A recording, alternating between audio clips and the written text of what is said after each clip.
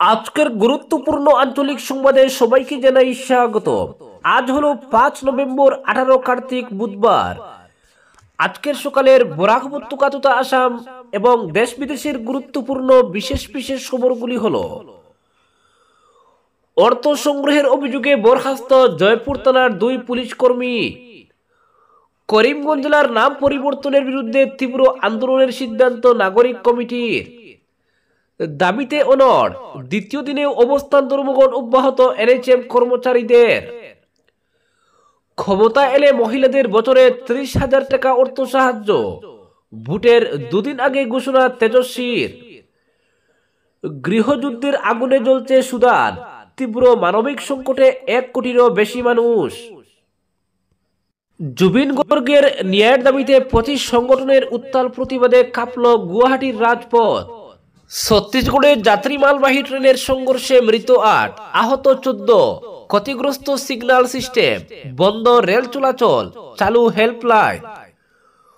15 নভেম্বরের মধ্যে সাংগঠনিক রদবদল বিজেপির, ডিসেম্বরে বুথ সম্মেলন। অপ্রাদেশিকৃত শিক্ষা প্রতিষ্ঠান নিয়ে বিধানসভায় সংশোধনী বিল আনছে সরকার।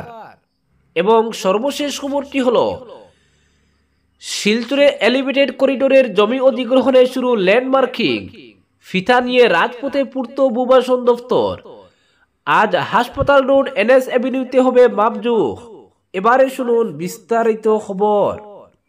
অর্থ সংগ্রহের অভিযোগে বরখাস্ত জয়পুর থানার 2 পুলিশ কর্মী। বছরের পর বছর ধরে বার্মিজ সুপারি সিন্ডিকেটের বিরুদ্ধে লড়াই করে লোকসানের মুখে দেশি সুপারি কারবারিরা, আবার একাংশ ঘুষখোর পুলিশের ফাঁদে পড়েও লোকসান গুনতে হচ্ছে তাদের। সুপারির গাড়ি থানার গেট পার হওয়ার সময় পুলিশকে দিতে হয় গাড়ি প্রতি 5,000 টাকা করে।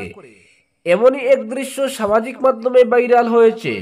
ঘুষ নেওয়ার ঘটনায় জড়িত অভিযোগে লক্ষ্মীপুরের 2 পুলিশ কর্মীকে বরখাস্ত করা হয়েছে। দেশি সুপারির গাড়ি থেকে পুলিশের অর্থ সংগ্রহের দৃশ্যটি ভাইরাল হওয়ার পর থেকে কাছাড় জুড়ে সৃষ্টি হয়েছে যথেষ্ট প্রতিক্রিয়া। দৃশ্যটি কাছাড় জেলার লক্ষ্মীপুর বিধানসভা কেন্দ্রের জয়পুর থানার সামনের। অভিযোগ মতে, জয়পুর এলাকার কৃষকরা নিজের বাগানে উৎপাদিত দেশি সুপারি বিক্রি করার জন্য গাড়িতে করে বাজারে নিয়ে যাওয়ার পথে থানার সামনে দাঁড়িয়ে থাকা একাংশ পুলিশ কর্মীকে দিতে হয় উৎকুচ। জয়পুর থানার সামনে 24 ঘন্টা পুলিশ দাঁড়িয়ে থাকে সুপারির গাড়ি থেকে উৎকুচ সংগ্রহের জন্য।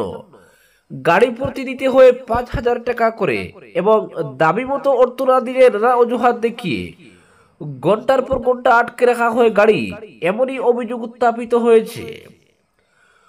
রবিবার রাতে জয়পুর থানার সামনে একটি দেশি সুপারির গাড়ি থেকে 5,000 টাকা পুলিশ উৎকুচ নেওয়ার সময় দৃশ্যটি মোবাইল ক্যামেরায় বন্দী করে রাখেন গাড়ির চালক। দৃশ্যটি সামাজিক মাধ্যমে ভাইরাল হওয়ার পর জয়পুর থানার 2 পুলিশ কর্মীকে বরখাস্ত করেছেন কাছাড়ের সিনিয়র পুলিশ সুপার। বরখাস্ত 2 পুলিশ কর্মী হলেন জয়পুর থানার হেড কনস্টেবল দেবু ঘোষ ও ল্যান্স নায়ক জলিলউদ্দিন লস্কর। পরবর্তী খবর, করিমগঞ্জ জেলার নাম পরিবর্তনের বিরুদ্ধে তীব্র আন্দোলনের সিদ্ধান্ত নাগরিক কমিটির। স্বাধীনতা সংগ্রামের ঐতিহ্যমণ্ডিত করিমগঞ্জ জেলার নাম পরিবর্তন প্রতিরোধ নাগরিক কমিটির কার্যকরী কমিটির এক গুরুত্বপূর্ণ সভা মঙ্গলবার করিমগঞ্জ বিপিন চন্দ্র পাল স্মৃতি ভবনে অনুষ্ঠিত হয়। সভায় 6 সেপ্টেম্বরের সর্বাত্মক করিমগঞ্জ জেলার সাধারণ ধর্মঘট সম্পূর্ণ সফল হওয়ার পর পরবর্তী পর্যায়ে আন্দোলনের পদক্ষেপ নেওয়ার জন্য আহ্বায়ক ও কার্যকরী কমিটির সদস্যরা বিভিন্ন সিদ্ধান্ত নেন। সম্প্রতি করিমগঞ্জ কংগ্রেসের এক সভায় জনৈক ব্যক্তি কবিগুরু রবীন্দ্রনাথ ঠাকুরের আমার সোনার বাংলা আমি তোমায় ভালোবাসি এই গান গাওয়ার জন্য বিজেপি নেতৃত্ব ও মুখ্যমন্ত্রী হিমন্ত বিশ্ব শর্মা তার বিরুদ্ধে অনৈতিক এবং অন্যায়ভাবে দেশদ্রোহী অপরাধ দিয়েছেন এবং থানায় মামলা দায়ের করার নির্দেশ দিয়েছেন। বিজেপি নেতৃত্ব এবং মুখ্যমন্ত্রীর এই পদক্ষেপের বিরুদ্ধে দেশের শুভবুদ্ধি সম্পন্ন মানুষ হতচকিত, উদ্বিগ্ন এবং আতঙ্কিত হয়ে পড়েছেন। এদিন সবার শুরুতেই বিজেপি নেতৃত্ব এবং মুখ্যমন্ত্রীর এই পদক্ষেপের বিরুদ্ধে তীব্র ধিক্কার ও নিন্দা জানিয়ে প্রস্তাব গ্রহণ করা হয়। এছাড়াও সভায় সিদ্ধান্ত নেওয়া হয় করিমগঞ্জ জেলার নাম পরিবর্তন প্রতিরোধ নাগরিক কমিটির পক্ষ থেকে এক প্রতিনিধি দল মুখ্যমন্ত্রীর সঙ্গে সাক্ষাৎ করে স্মারকপত্র প্রদান করবেন। এতে মুখ্যমন্ত্রীকে করিমগঞ্জের নাম পরিবর্তনের সিদ্ধান্ত প্রত্যাহার করতে যুক্তিভিত্তিক আবেদন জানানো হবে। 19 নভেম্বর রাজ্য সরকারের ক্যাবিনেটের সিদ্ধান্ত অনুযায়ী নাম পরিবর্তন হয়েছে। এজন্য আগামী 19 নভেম্বরে করিমগঞ্জ জেলা ব্যাপী বিভিন্ন প্রতিবাদী কর্মসূচি গ্রহণ করা হবে। 2 ডিসেম্বর এক গণকনভেনশনের আহ্বান করা হয়েছে। ওই কনভেনশনে রাজ্যের বিভিন্ন জায়গার বুদ্ধিজীবীরা বক্তা হিসেবে উপস্থিত থাকবেন। পরবর্তী খবর, ক্ষমতায় এলে মহিলাদের বছরে 30,000 টাকা অর্থ সাহায্য। ভোটের দুদিন আগে ঘোষণা তেজস্বীর। মহিলা ভোটারকে পাখির চুপ করে ভোটের দুদিন আগে বিরাট ঘোষণা বিহারের মহাগঠবন্ধনের। ক্ষমতায় এলে মহিলাদের বার্ষিক 30,000 টাকা আর্থিক সহায়তা প্রদানের প্রতিশ্রুতি দিল তারা এবং পরিষ্কার করে জানিয়ে দিল মহাগঠবন্ধনের সরকার তৈরি হলে আগামী বছরের জানুয়ারিতেই ঢুকে যাবে প্রথম বছরের টাকা। এর আগে এনডিএ জোটের তরফে বিহারের মহিলাদের জন্য মুখ্যমন্ত্রী মহিলা রোজগার যোজনা চালু করেছেন নীতিশ কুমার। এই প্রকল্পে রাজ্যের 1 কোটি মহিলাকে নিজেদের ব্যবসা শুরুর জন্য 10,000 টাকা অর্থ সাহায্য দেওয়া হয়। এবার ভোটের ময়দানে সেই প্রকল্পকে চ্যালেঞ্জ জানাতে মাই বহিন মান যোজনার প্রতিশ্রুতি দিল মহাগঠবন্ধন। মঙ্গলবার সকালে মহাগঠবন্ধনের মুখ্যমন্ত্রী পদপ্রার্থী তেজস্বী যাদব বলেন, আমি নির্বাচনী প্রচারে অনেক জায়গায় গিয়েছি এবং মহিলাদের সঙ্গে কথা বলেছি। বিহারের সমস্ত মা ও বোনেরা আমাদের প্রস্তাবিত মাই বহিন মান যোজনা নিয়ে উচ্ছ্বাস প্রকাশ করেছেন। তারা বলেছেন যে এই যোজনা তাদের অর্থনৈতিক ন্যায় বিচার প্রদান করবে। আমরা ক্ষমতায় এলে মকর সংক্রান্তির দিনে রাজ্যের মহিলাদের প্রথম বছরে 30,000 টাকা দেওয়া হবে। প্রসঙ্গত, এর আগে গত সপ্তাহে মহাগঠবন্ধন যে ইস্তেহার প্রকাশ করে সেখানেও এই বিষয়টির উল্লেখ রয়েছে। এর পাশাপাশি কৃষকদের কথা মাথায় রেখে এদিন তেজস্বী ফের একবার জানান, মহাগঠবন্ধনের সরকার তৈরি হলে কৃষকরা ন্যূনতম সহায়ক মূল্যের অর্থাৎ এমএসপি অতিরিক্ত বোনাস হিসাবে প্রতি কুইন্টাল ধানের জন্য 300 টাকা এবং গমের জন্য 400 টাকা পাবেন। এছাড়াও তিনি বলেন, শিক্ষক, পুলিশ কর্মী, স্বাস্থ্যসেবা কর্মী এবং অন্যান্য কর্মচারীদের নিজ জেলার 70 কিলোমিটার ব্যাসার্ধের মধ্যে ট্রান্সফার এবং পোস্টিং নিশ্চিত করবে মহাগঠবন্ধন সরকার। পুরনো পেনশন প্রকল্প বাস্তবায়ন করা হবে। উল্লেখ্য, আগামীকাল বৃহস্পতিবার বিহারে প্রথম দফার নির্বাচন। দ্বিতীয় দফার নির্বাচন হবে আগামী মঙ্গলবার 11 নভেম্বর।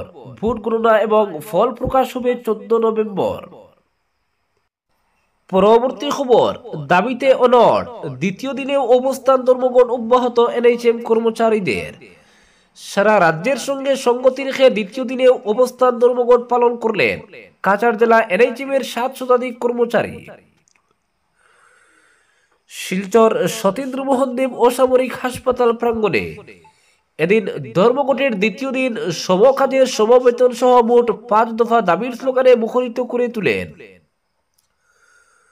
রাষ্ট্রীয় স্বাস্থ্য অভিযানের ANM, GNM, laboratory technician, pharmacist, community health officer, চিকিৎসক সহ জেলা ও স্বাস্থ্যখণ্ডের বিভিন্ন স্বাস্থ্য কেন্দ্রের ম্যানেজমেন্টের সর্বস্তরের কর্মকর্তারা,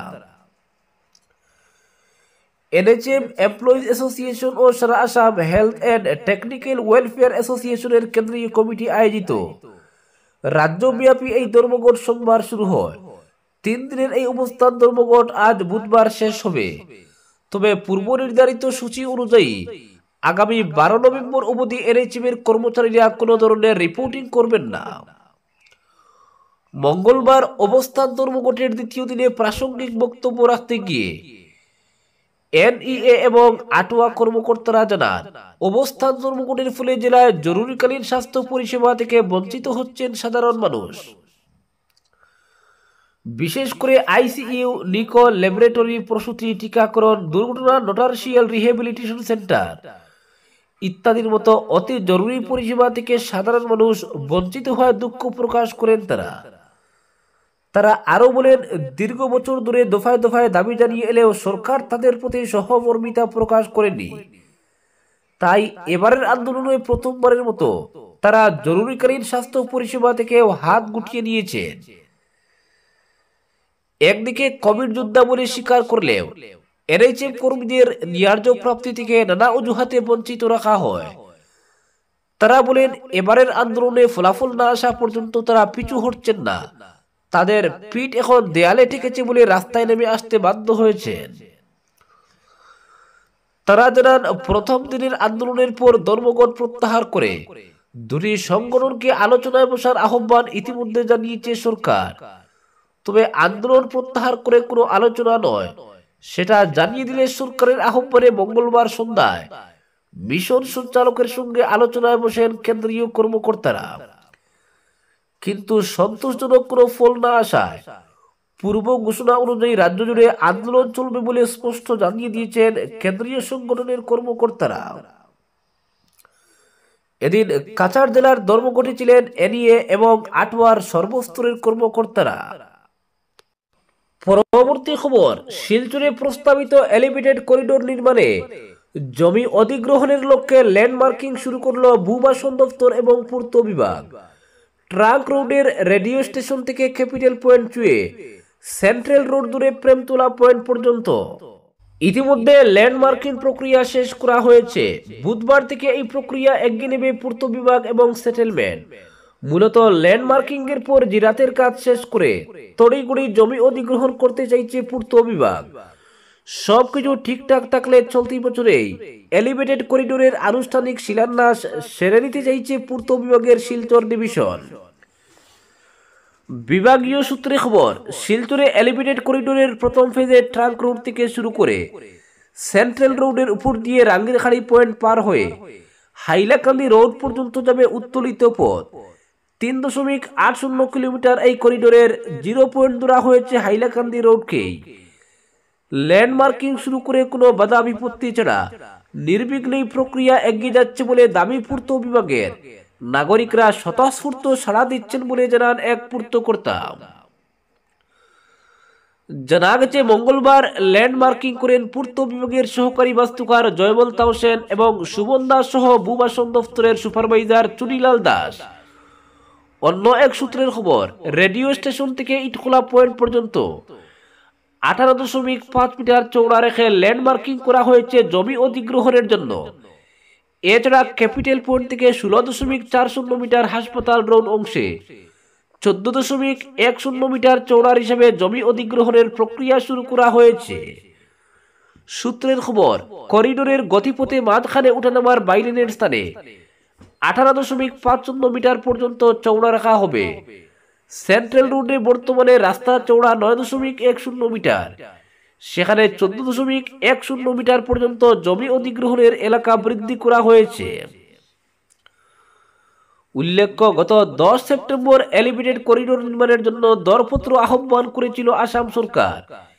এই দরপত্র আহ্বান করার 26 দিনের মাথায় সোমবার প্রথম ফেজে ক্যাপিটাল পয়েন্ট রাঙ্গিরখাড়ি এলিভেটেড করিডোরের জন্য 564 কোটি টাকার অনুমোদন দিয়েছিল মুখ্যমন্ত্রী হিমন্ত বিশ্ব শর্মা নেতৃত্বাধীন রাজ্য ক্যাবিনেট। এরপরই আশার আলো দেখতে শুরু করেন শিলচরবাসী। ক্যাপিটাল থেকে রাঙ্গিরখাড়ি পর্যন্ত প্রস্তাবিত এলিভেটেড করিডোর নির্মিত হবে 306 নম্বর জাতীয় সড়কের উপর।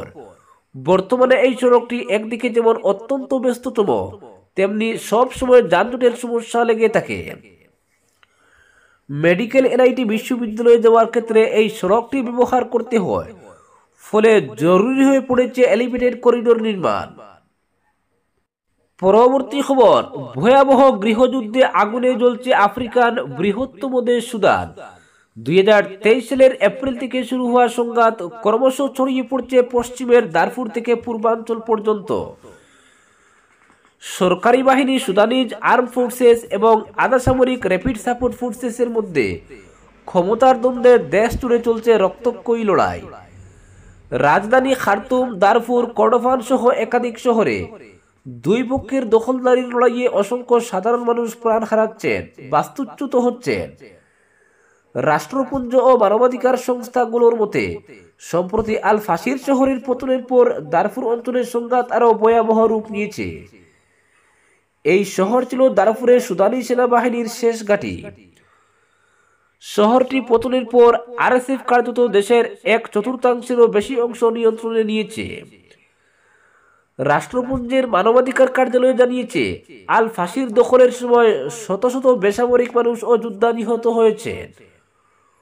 প্রত্যক্ষদর্শীদের দাবি, শহর দখলের পর আরএসএফ সদস্যরা পুরুষদের একত্রিত করে হত্যা করেছে, যদিও আরএসএফ এই অভিযোগ অস্বীকার করেছে।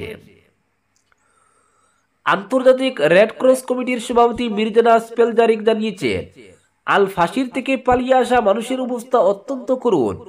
অনেকেই ক্লান্তি ও রক্তক্ষরণে অসুস্থ হয়ে পড়েছেন, কেউ কেউ মৃত্যুবরণও করছেন। খাদ্য, জল ও চিকিৎসা সুবিধার অভাবে শহরটিতে এখন ভয়াবহ মানবিক বিপর্যয় দেখা দিয়েছে। রাষ্ট্রপুঞ্জের তথ্য অনুযায়ী এই সংঘাতে সবচেয়ে বেশি ক্ষতিগ্রস্ত হচ্ছেন সাধারণ মানুষ। 1,20,00,000-এর বেশি মানুষ ইতিমধ্যে বাস্তুচ্যুত হয়েছে। কৃষকরা আতঙ্কে মাঠে যেতে পারছেন না। নিরাপত্তাহীনতার কারণে আন্তর্জাতিক সহায়তা পৌঁছানো কঠিন হয়ে পড়েছে। সুদানের এই সংকট বিশ্বজুড়ে উদ্বেগের কারণ হয়ে দাঁড়িয়েছে। মানবিক সহায়তা ও শান্তি প্রতিষ্ঠার জন্য আন্তর্জাতিক সমাজের দ্রুত পদক্ষেপ এখন সময়ের দাবি। আজকের বিশেষ সংবাদ এখানেই সমাপ্ত।